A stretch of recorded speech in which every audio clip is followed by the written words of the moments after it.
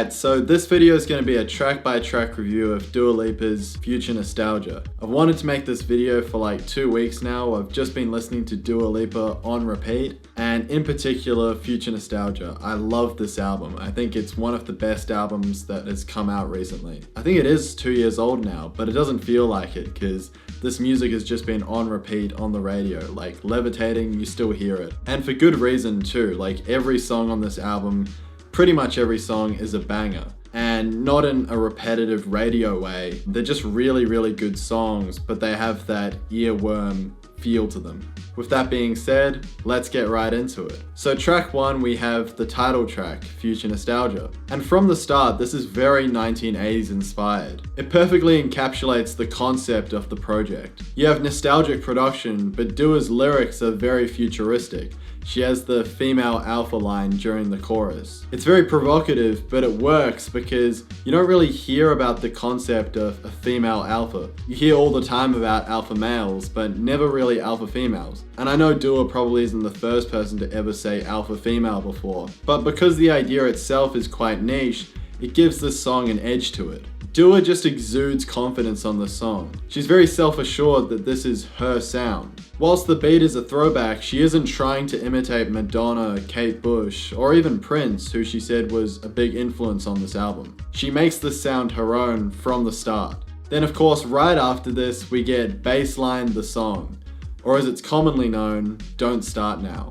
This song is an absolute banger, and I can't wait to see it live when I see Dua's show in November. This has the same writing and production team as New Rules, which was the big song off Dua's first album. But it's completely different both sonically and lyrically. Where on New Rules, Dua was talking about coming up with these logical steps to deal with an ex-boyfriend, here she's completely over it. It's scary. She's in a completely new place. And what better of a way to encapsulate that but with this new disco-inspired sound. And what's cool about this song is, again, it links back to the concept of future nostalgia. Whilst it does have those disco elements, there's also some EDM, especially in the bridge. So it's almost a collage of these different reference points, and Dua creates something completely unique out of it. Next up we have Cool, which is a surprisingly good song to play in the car. It really slaps, especially during the chorus. This is quite a simple song. Dua's talking about getting lost in someone, losing control, but also this person getting lost in her. I really like how Dua harmonizes right before the chorus. It's the highlight of the song for me. This leads right into Physical, which is a song that I really did not like when I first listened to the album. And I think the main reason for that was because of the sampling that's on this song. It has a very obvious nod to Physical by Olivia Newton-John, which is a song that everyone's heard. And I almost felt that it was a bit too in your face. But then I realized after listening to it a few more times that this is the genius of future nostalgia. It's steeped in these nostalgic influences, but doing something new with them. And on this song, whilst it is very much a homage, Dua's voice brings it into the future, into the now. I really like the line, "Love the simulation we're dreaming in." It brings it back to those futuristic elements, those sci-fi influences. One of the awesome things about future nostalgia is it has an amazing pace. It's only 35 minutes long and it has 11 songs. So right after Physical, we get Levitating, which I must have listened to about 100 times by now, and it still hasn't gotten old. This is one of those songs that you can listen to back to back and it still will be as good as the first time. I actually don't know what's better, the original version of the song or the DaBaby remix. Pop stars Dua Lipa with DaBaby, so cool. After Levitating, the album slows down a bit with Pretty Please. I love how the song builds up and adds more elements in as it goes along. It starts out very minimalistic with just a bass line, the drum beat, and then Dua's voice. But then as it goes along, it adds in all of these crazy electronic elements. But the thing is, you don't even notice when they appear. It's seamless. Then we return to the bangers with Hallucinate. And the concept of the song is actually really clever. Basically, Dua is saying, "I'll breathe you in until I hallucinate," comparing a person to drugs. I'll be honest, I mostly listened to this album for the production and Dua's vocal performance. But the lyrics, when you listen to them, are actually extremely solid. Next up, we have Love Again. And I think this might just be my favorite song on the entire album. I love the string section and how it's paired with that weird trumpet sample. And then in line with the rest of the album, there's an awesome bass line throughout the verses. One thing that I've noticed about this album is that as it progresses, the songs become more explicitly about love. So of course, Don't Start Now is a breakup song, and then Cool is almost the start of something new.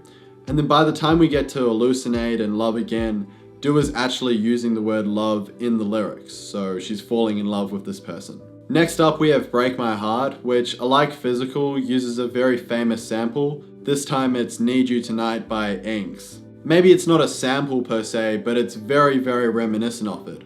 Also, it brings to mind Another One Bites the Dust by Queen as well. Again, Dua makes it her own. So on this song, she's talking about being completely in love, but something is just ticking away at her in there. And that's, will this person break my heart? She's completely vulnerable now. She's in love, but she's wondering, will the same thing happen again? The song also reminds me of Your Power by Billie Eilish, which features the line, try not to abuse your power. And of course, Billie talks about the casting couch in Hollywood on the song, but I think it's also very personal towards her. Falling in love with this person, she's given that power to someone else.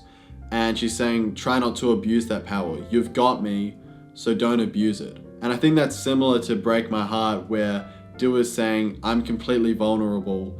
I don't want my heart broken. Moving on, we have Good in Bed, which is a fun way to almost end the album. This song was produced by Take a Day Trip, who are Lil Nas X's go-to production team. And basically Dua's talking about a shitty relationship, but they're good in bed together. I know it's kind of dumb, but I love the line where Dua's like, you always let me down, boy, but when you're going down, I feel so up. It's just a good line. And finally, we have Boys Will Be Boys, which is an unexpected but pretty epic way to close out the album. Gone are the disco elements, and in is this awesome string section, and it really works. Yes, the concept of the song is kind of simplistic, but it is a pretty poignant way to end the album on. I mean, obviously boys have to grow up fast as well, but it's a tribute to the unique struggles of women. You know, I never have to feel scared walking home late at night, but for girls that's a completely different experience, and I think that's what Dua's tapping into on this song. I think the line, I should have stuck to ballet, hits especially hard, because you know that there are girls out there that will quit those things out of a survival instinct. It is surprising that this is the way Dua chooses to end the album, not on a huge pop or disco banger, but something a bit more personal and that can be relatable to a lot of different people. So it's a really bold choice, and I definitely think it pays off.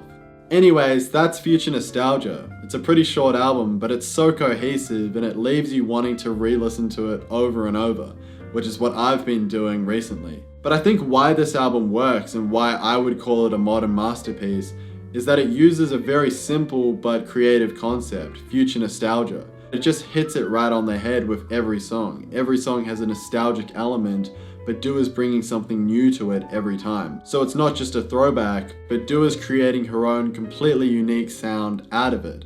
So those are my thoughts on future nostalgia. What do you guys think? Is Dua Lipa also one of your favorite artists? Let me know down in the comments. And if you want to see more videos from an up and coming YouTuber like me, make sure to hit that subscribe button and have a good one.